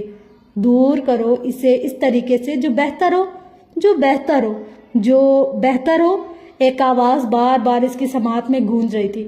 وہ چپ چاپ چاند کو دیکھتی کچھ سوچے جا رہی تھی۔ اس نے دیوار پر آویزہ گھڑی پر نگاہ دوڑائی۔ 1 بجنے میں ابھی چند منٹ تھے اور ہمایوں 1:30 بجے تک گھر آ جاتا تھا۔ وہ ویل چیئر گھسیٹتی سنگار میں اس کے سامنے آیا اور کداور آئینے میں اپنا عکس دیکھا۔ ویل چیئر پر بیٹھی ایک کمزور سی لڑکی جس کے گھٹنوں پر چادر پڑی تھی اور گیلے بال شانوں پر بکھرے تھے۔ چہرے کی سفید رنگت میں زردی کھنڈی تھی اور بھوری آنکھوں تلے ہلکے۔ اس نے ہیئر برش اٹھایا اور آہستہ آہستہ بالوں میں اوپر سے نیچے کنگھی کرنے لگی۔ گیلے بالوں سے موتیوں کی طرح ٹپکتے پانی کے قطرے اس کی سرخ قمیض کو بھگو رہے تھے۔ خوبصورت جوڑا فرشتے نے اس کے لیے بنوایا تھا اور آج بہت شوق سے اس نے پہنا تھا۔ بال سلجھ گئے تو اس نے چہرے پر ہلکا سا فاؤنڈیشن لگایا، پھر گلابی سا بلش آن بکھیرا، آنکھوں میں گہرا کاجل اور اوپر لائٹ پنک سا آئی شیڈو، پھر پنک اور ریڈ لپسٹک ملا کر لبوں پر لگائی، یوں کہ اوور بھی نہ لگے اور بہت پھیکی بھی نہیں۔ بال ذرا ذرا سوکھنے لگے اور اس نے ان کو برش سے سمیٹا، پھر دونوں ہاتھوں میں پکڑا، اونچا کیا اور پونی میں باندھا، یوں کہ اونچی پونی ٹیل اس کی گردن پر جھولنے لگی۔ محمل کی یادگار پونی ٹیل۔ وہ اسے دیکھ کر اداسی سے مسکرا دی، پھر ڈریسنگ ٹیبل پر رکھا جویلری باکس کھولا اور لٹکتے یاقوت کا سونے کا سیٹ نکالا، کانوں میں آویزے پہنے اور گردن میں نازک سا نیکلس۔ اب اپنا عکس دیکھا تو خوشگوار سی حیرت ہوئی، وہ واقعی بہت اچھی لگ رہی تھی، تر و تازہ اور خوبصورت۔ جویلری باکس کے ساتھ ہی اس کی کانچ کی سرخ چوڑیاں رکھی تھی۔ وہ ایک ایک چوڑی اٹھا کر کڑائی میں ڈالتی گئی، یہاں تک کہ دونوں کلائیاں بھر گئیں، اور جب اس نے سرخ بڑے سے یاقوت کی انگوٹھی اٹھائی تو اسے پہنتے ہوئے چوڑیاں بار بار کھنک اٹھی تھی۔ 1:30 بجنے والا تھا اور اس نے ایک نظر گھڑی کو دیکھا اور پھر پرفیوم اسپرے کر کے خود کو باہر نکالا۔ ہمایوں ابھی تک نہیں آتا۔ وہ بے چین سی لاؤنج میں بیٹھی تھی، کبھی آویزے درست کرتی، کبھی چوڑیاں ٹھیک کرتی اور بار بار دروازے کو دیکھی۔ 2 بجنے والے تھے جب اس نے گاڑی کی آواز سنی۔ ایک دم اس کا دل زور زور سے دھڑکنے لگا۔ یہی طریقہ اسے بہتر لگا تھا، سو اس نے اسی کو اپنایا تھا۔ قدموں کی چاپ قریب ہوتی سنائی دی۔ وہ خامخواہ گود میں دھرے ہاتھوں کو دیکھنے لگی۔ وہ نروس ہو رہی تھی اور وہ جانتی تھی۔ دروازہ کھلا اور اسے ہمایوں کے بھاری بوٹوں کی چاپ سنائی دی، مگر نہیں، ساتھ میں نازک ہیل کی ٹک ٹک بھی تھی۔ اس نے حیرت سے سر اٹھایا اور اگلے ہی پل زور کا جھٹکا لگا۔ ہمایوں اور آرزو آگے پیچھے اندر داخل ہو رہے تھے۔ وہ یونیفارم میں ملبوس تھا، ہاتھ پہ خاکی لفافہ تھا اور وہ آرزو سے بغیر کچھ سنے چلا آ رہا تھا۔ وہ اس کے ہم قدم مسرور سے چل رہی تھی۔ وائٹ ٹراؤزر پر پنک گھٹنوں تک آتی شرٹ اور دوپٹہ ناپید، کمان سی پتلی آئبروز اور تیکھی نگاہ۔ اسے سامنے بیٹھے دیکھ کر گردن اٹھائے خود کو دیکھا۔ ان دونوں کے قدم ذرا سے سست ہوئے۔ چند لمحے وہ شدید صدمے کی حالت میں ہی رہی تھی، مگر پھر سنبھل گئی۔ بظاہر سکون سے ان دونوں کو آتے دیکھا اور اسی سکون سے سلام کیا۔ السلام علیکم۔ وعلیکم السلام۔ ہمایوں نے جواب دے کر ایک نظر آرزو کو دیکھا جو سینے پر بازو باندھے تیکھی نگاہوں سے محمل کو دیکھ رہی تھی۔ اس کی نگاہوں میں واضح استہزاء تھا۔ میں آپ کا انتظار کر رہی تھی ہمایوں، مجھے آپ سے بات کرنی ہے۔ وہ آرزو کو یکسر نظر انداز کے اسپاٹ لہجے میں ہمایوں سے مخاطب تھی۔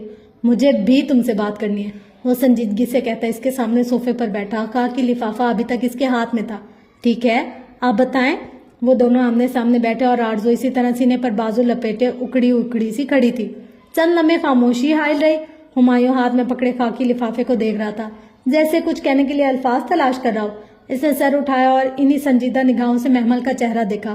میں شادی کر رہا ہوں۔ ایک لمحے کو سکوت چھا گیا، مگر نہ آسمان گرا، نہ زمین پھٹی اور نہ ہی کوئی طوفان آیا۔ اس نے بہت صبر سے اس کی بات سنی اور پھر سوالیہ آبرو اٹھائے، تو یہ کہ ہم دونوں کو الگ ہو جانا چاہیے۔ یہ لو۔ اس نے خاکی لفافہ محمل کی طرف بڑھایا، جسے اس نے دایاں ہاتھ بڑھا کر تھاما۔ دونوں لمحے بھر کو رکے۔ دونوں نے اس وقت خاکی لفافہ تھام رکھا تھا، مگر وہ بس ایک لمحے کا فضول تھا۔ پھر ہمایوں نے ہاتھ کھینچ لیا اور محمل نے صفاقی سے وہ لفافہ چاک کیا۔ کیا ہے اس میں ہمایوں صاحب؟ کیا میرا طلاق نامہ ہے؟ اندر سے طے شدہ کاغذ نکالتے ہوئے بہت آرام سے بولی۔ وہ خاموش رہا۔ محمل نے کاغذ کی تہیں کھولی۔ وہ واقعی طلاق نامہ تھا، ہمایوں کے دستخط، محمل کا نام۔ نہ اس کے ہاتھ سے کاغذ پھسلا، نہ وہ چکرا کر گری۔ بس ایک نظر میں پورا لفافہ پڑھ ڈالا اور پھر گردن اٹھائی۔ لمحوں میں ہی اس نے سارے فیصلے کر لیے تھے۔ اس پہلی طلاق کا شکریہ ہمایوں داؤد۔ جس عالم نے آپ کو یہ بتایا کہ 3 طلاقیں اکٹھی دینا ایک کبھی عمل ہے، 100 طلاق ایک ہی دینا بہتر ہے، تو اس نے یقیناً یہ بھی بتایا ہوگا کہ اب عدت کے 3 ماہ میں اسی گھر میں گزاروں گی۔ کیا نہیں بتایا؟ مجھے معلوم ہے، تم 3 ماہ ادھر رہ سکتے ہو، اس کے بعد میں شادی کر لوں گا۔ وہ کھڑا ہو گیا۔ محمل نے گردن اٹھا کر اسے دیکھا، جس کے بے وفا چہرے پر کوئی پچھتاوا، کوئی ملال نہ تھا۔ پوچھ سکتی ہوں آپ دوسری شادی کس سے کریں؟ ہمایوں نے ایک نظر سامنے کھڑی آرزو کو دیکھا اور پھر شانے جھٹکے۔ یہ بتانا ضروری نہیں ہے، میں ذرا چینج کر کے آتا ہوں۔ آخری فکرہ آرزو سے کہہ کر وہ تیزی سے اوپر سیڑھیاں چڑھتا گیا۔ وہ چند لمحے اسے اوپر جاتے دیکھتی رہی۔ زندگی میں پہلی بار اسے ہمایوں داؤد سے نفرت محسوس ہوئی تھی، شدید نفرت۔ آپ تو اپاہج ہو کر بھی خوب بنی سنوری رہتی ہے۔ آرزو کی طنزی آواز پر اس نے چہرہ اس کی جانب موڑا۔ اگر شکل اچھی ہو تو معذوری میں بھی اچھی ہی لگتی ہے آرزو بی بی، ورنہ لوگ تو گھنٹوں کی تراش خراش کے بعد بھی خوبصورت نہیں لگتے۔ رسی جل گئی پر بل نہیں گیا۔ وہ اس کے سامنے والے صوفے پر بیٹھ کر دائیں ٹانگ پر بائیں ٹانگ چڑھائے بڑے استحقاق سے سائڈ ٹیبل پر رکھا ہمایوں کا موبائل اٹھا رہی تھی، جو اس نے بیٹھتے ہی ادھر رکھا تھا۔ وہ خاموش رہی۔ میں نے تم سے کہا تھا نا محمل، مجھے اس سے پیار ہو گیا ہے، لو ایٹ فرسٹ سائٹ، میں اسے حاصل کر لوں گی۔ اور میں نے بھی تب کہا تھا آرزو کہ تم خدا نہیں ہو جو ہر چیز تمہاری مرضی سے ہو۔ آج وہ تمہارے لیے مجھے چھوڑا ہے، کل کو کسی اور کے لیے تمہیں بھی چھوڑ دے گا، تب میں تمہاری آہیں سننے ضرور آؤں گی۔ آرزو بے اختیار محظوظ سی ہنس پڑی۔ جیلس ہو رہی ہو ہے نا؟ اس کا انداز محمل کے اندر آگ لگا گیا تھا، مگر اس نے وہ آگ چہرے پر نہ آنے دی۔ وہ بہت کمال ضبط کا وقت تھا۔ تمہارے پاس ایسا کچھ بھی نہیں ہے جس سے میں جیلس ہوں۔ راہ ہمایوں تو شوق سے اسے لے لو، مجھے کھنکھنی مٹی کے پتلے کا کیا کرنا جس میں وفا ہی نہ ہو۔ تمہاری اکڑ ابھی تک نہیں گئی محمل، اور میری یہ اکڑ جائے گی بھی نہیں۔ تمہیں کیا لگتا ہے محمل ہمایوں کے بغیر مر جائے گی؟ ہاں، اس نے تلخی سے سر جھٹکا۔ میں 7 سال کوما میں پڑی رہی، تب میرے پاس ہمایوں نہیں تھا، میں تب بھی نہیں مری، تو اب اس کے بغیر کیوں مروں گی؟ خیر، اگر تم نے بیٹھنا ہے تو بیٹھو، کھانے پینے آئی ہو تو سامنے کچن ہے، ویسے بھی دوسروں کے مال کھانے کی تمہاری خاندانی عادت ہے، اور ہمایوں کی خیرات کرنے کی، جو کھانا ہو کھا لینا، ٹیک کیئر۔ اس نے دانستہ السلام علیکم کہنے سے اعتراض برتا۔ کم از کم اس وقت وہ آرزو پر سلامتی نہیں بھیج سکتی تھی۔ وہ ویل چیئر کا رخ اپنے کمرے کی طرف موڑ گئی۔ طے شدہ زرد کاغذ اد کھلا اس کی گود میں دھرا تھا۔ اسے آرزو کے بڑبڑانے، اٹھنے اور سیڑھیاں چڑھنے کی آواز سنائی دی۔ اس نے مڑ کر نہیں دیکھا۔ وہ اب کچھ دیکھنا نہیں چاہتی تھی۔ اس کا گھر تاش کے پتوں کی طرح بکھر چکا تھا، اب کچھ باقی نہیں رہا تھا۔ کمرے میں آ کر اس نے دروازہ بند کر دیا، لاک نہیں کیا۔ اب کس کو ادھر آنا تھا بھلا؟ سب کچھ بکھر گیا تھا۔ وہ ویل چیئر کے پہیوں کو دونوں ہاتھوں سے گھسیٹتی سنگار میں اس کے سامنے لائی۔ کمرے کی بتی بجھی تھی، کھڑکی کے آگے پردہ گرا تھا، زروں زروں سے روشنی جھانک رہی تھی، جس سے کمرے میں نیم اندھیرا سا تھا۔ وہ اس نیم تاریک ماحول میں اپنا عکس آئینے میں دیکھے گئی۔ ہر شے اجڑ گئی تھی، سب ختم ہو گیا تھا، راکھ کا ڈھیر لگا تھا اور اس میں کوئی چنگاری نہیں بچی تھی۔ اپنے عکس کو دیکھتے اس کا دل چاہا وہ کانوں سے آویزیں نوچ پھینکے، نازک سا ہار اتار کر دیوار پر مارے، چوڑیاں توڑے، زور زور سے چلائے، دانے مار مار کر روئے۔ اس کے ہاتھ آویزوں کی طرف بڑھ رہے تھے کہ دفعتاً نیم تاریک کمرے میں ایک دم سے مدھم سی آواز ابھری۔ آنکھ آنسو بہاتی ہے اور دل غمگین ہے، مگر ہم زبان سے وہی کہیں گے جس پر ہمارا رب راضی ہو۔ آویزے کو پکڑے اس کے ہاتھ بے دم سے نیچے گر گئے۔ رسول اللہ صلی اللہ علیہ وسلم نے کہا تھا نا، صبر صدمے کی پہلی چوٹ پر ہوتا ہے، اور انہوں نے یہ بھی کہا تھا کہ جو شخص گریبان چاک کرے اور رخسانوں پر تماچے مارے اور جاہلیت کی طرح بین یعنی نوحہ کرے، وہ ہم میں سے نہیں۔ اس نے سر ویل چیئر کی پشت سے ٹکا دیا اور آنکھیں موندی۔ कतरा कतरा आंसू आंखों से टपकने लगे। वो बेआवाज रोती रही, बिलखती रही। अंधेरे कमरे में बैठी एक माजूर कमजोर लड़की जो बेआवाज रोते हुए बस एक ही लफ्ज बार बार दोहराए जा रही थी, ऐ कमजोरों के रब, ऐ कमजोरों के रब। दोपहर दम तोड़ गई, शाम डूब गई और हर सू रात छाने लगी। जाने रात का वो कौन सा पहर था जब किसी ने दरवाजे पर दस्तक दी और फिर चरचराहट की आवाज के साथ वो खुलता चला गया। इसने गर्दन मोड़कर नहीं देखा। अब इसे कोई खुशफहमी नहीं थी कि हुमायूं कभी इसके पास आएगा। कदमों की चाप सुनाई दी और हेवला सा इसके सामने आ खड़ा हुआ। महमल, वो फरिश्ते की आवाज थी। वो चुपचाप आंखें छत पर जमाए बैठी रही। महमल, क्या हुआ है, ऐसे क्यों बैठी हो? चल लम्हे की खामोशी के बाद इसकी मुतफक्किर सी आवाज उभरी। महमल, तुम ठीक हो? इसने धीरे से चेहरा उठाया और मुतवरम आंखों से अंधेरे में खड़ी फरिश्ते को देखा। इसने सियाह जूड़ा पहन रखा था, सियाह दुपट्टे के हाल में मुकीद इसका चेहरा दमक रहा था। महमल, हुमायूं ने मुझे तलाक दे दिया, वो धीरे से बोली तो आवाज में आंसुओं की नमी थी। कितने ही पल माहौल पर सख्ता सा छाया रहा। कब? आज दोपहर में। मैं इद्दत इस घर में पूरी करूंगी, फिर इसके बाद मैं चली जाऊंगी और वो शादी कर लेगा। इसने रुख फरिश्ते से मोड़ लिया ताकि वो इसका चेहरा ना देखे। आई एम वेरी सॉरी महमल, वो मुतासिफ खड़ी थी। तुम इद्दत के बाद कहाँ जाओगी? अल्लाह की दुनिया बहुत वसी है, कहीं भी चली जाऊंगी। क्या तुम खुद को इतना स्ट्रांग फील करती हो कि हालात का मुकाबला करो? हाँ, मैं कर लूंगी, आप जाएं, मुझे अकेला छोड़ दें प्लीज।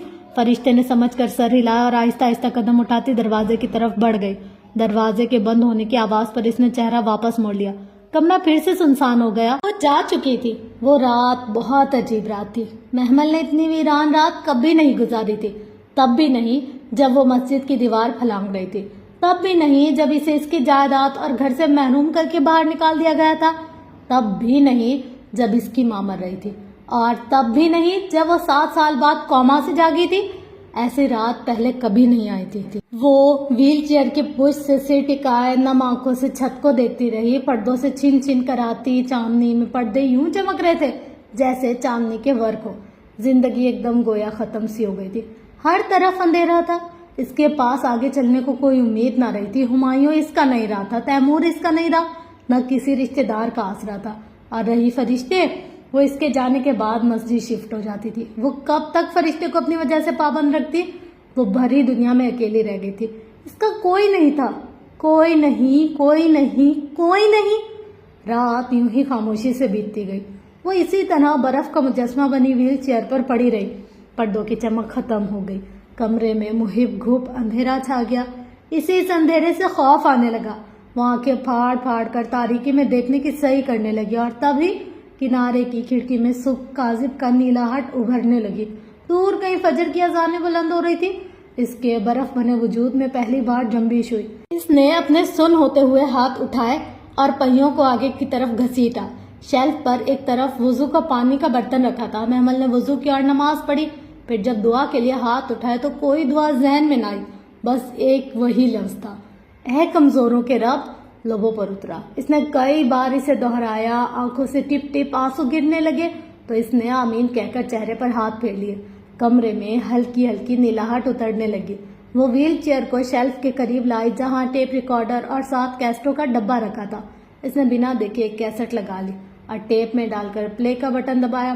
कहीं दरमियान से तिलावत शुरू हो गई थी। और किसकी बात इस शख्स की बात से ज्यादा अच्छी हो सकती है जो अल्लाह की तरफ बुलाए? वो हैरत से चौंकी। ये आयत तो परसों इसने पढ़ी थी, फिर ये क्यों लग गई? और भलाई और बुराई बराबर नहीं हो सकती। वो हैरान सी सुन रही थी। इसे अल्लाह ये आयत फिर क्यों सुनवा रहा था? यह आयत तो गुजर चुकी थी, फिर दोबारा क्यों? बुराई को इस तरीके से दूर करो जो बेहतर हो। कारी साहब की आवाज पढ़ते हुए भर्रा गई थी। वो उलझ सी गई। अल्लाह इसे क्यों फिर से वही बात बता रहा था?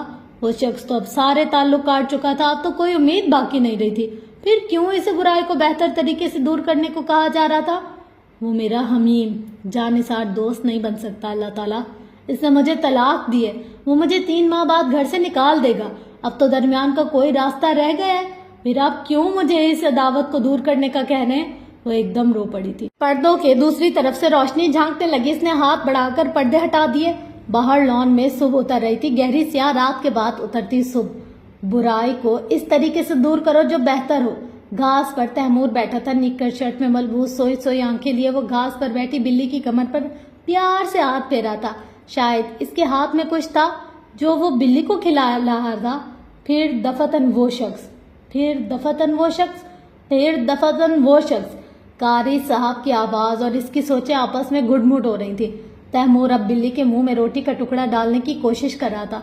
वो शख्स जिसके और तुम्हारे दरमियान अदावत है। वो अल्फाज कमरे की दीवारों से टकरा रहे थे। वो बिना पलक झपके तैमूर को देख रही थी। इस उतरी नीली सुबह में ये अचानक से कुछ आश्कार हुआ था। वो शख्स हुमायूं नहीं था, नहीं था, नहीं था। वो शख्स तैमूर था, इसका बेटा, इसका खून, इसके जिस्म का टुकड़ा। क्या वो इसका हमीम जानिसार दोस्त बन सकता था? क्या वाकई, क्या वो ऐसी किस्मत वाली है? क्या ऐसा मुमकिन है? वो एक नई आगाही के एहसास के साथ हैरत में घिरी बैठी थी। तैमूर अब रोटी के छोटे छोटे टुकड़े करके सामने घास पर डाला था। बिल्ली लपक लपक कर आगे आ गई और घास पर मुंह मारने लगी।